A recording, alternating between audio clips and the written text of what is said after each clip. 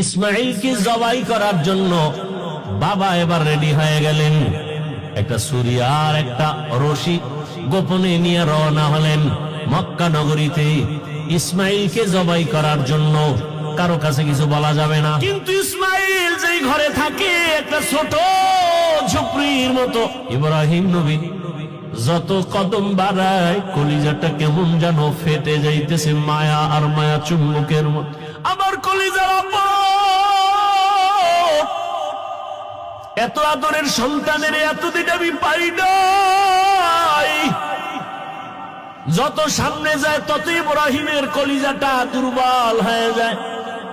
ঘরের দরজায় ইসমাইলের পাইয়া ডাক দিছে, বাবা আসো। কিন্তু ইসমাইল চিনে নাই লোকটাকে। ঘরের মধ্যে দৌড় দিছে। আল্লাহর নবী সালাম দিলেন, আসসালামু আলাইকা ইয়া আহলাল বাইত। ঘরের মধ্যে ঢুকে যখন হাজেরা দেখলো, সালাম নিয়ে কান্না শুরু করলো, চোখের পানি, হৃদয় হৃদয় ভাঙ্গা কান্না। ইসমাইলের মা কয়, চিনোনি বাবা? এই তোর বাবা ইব্রাহিম। বাবার কাছে যাও, দূরে থাকিও না। মালিকের কঠিন পরীক্ষার ইসমাইল, এই তোর বাবা নবী ইব্রাহিম। বাবা সন্তানের পাইয়া বুকে জড়াইয়া কান্নার আওয়াজ, এমন মায়ার কান্না শুরু হয়ে গেল। নবী আবার চিন্তা করলেন, না জানি আবার মায়ার কারণে পরীক্ষায় ফেল করি। নবী বললেন, হাজেরা দেরি করার সময় নাই, জবাই করতে নিব তাও তো বলা যাবে না।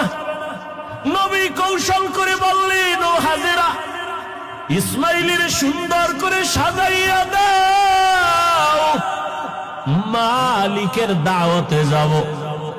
মা হাজেরা তো ভাবছেন দুনিয়ার কোন মালিক দাওয়াত দিছে সেখানে যাবে। মা হাজেরা বুঝতে পারেন নাই যে আসল মালিক দাওয়াত দিয়েছে। মা হাজেরা এতটুকু বুঝা দুনিয়ার মালিকের দাওয়াতে যাবে, বাবার সাথে যাবে। মা বড় আনন্দিত হইয়া ইসমাইলের এমন সুন্দর করে সাজায় দিলেন। এবার ইসমাইলের নিয়ে বাবা রওয়ানা। বাবা সামনে হাঁটে, ইসমাইল পেছনে পেছনে হাঁটে। মা দুঃখিনী দরজার কিনারায় দাঁড়ায় দাঁড়ায় সন্তানের দিকে তাকায় থাকে।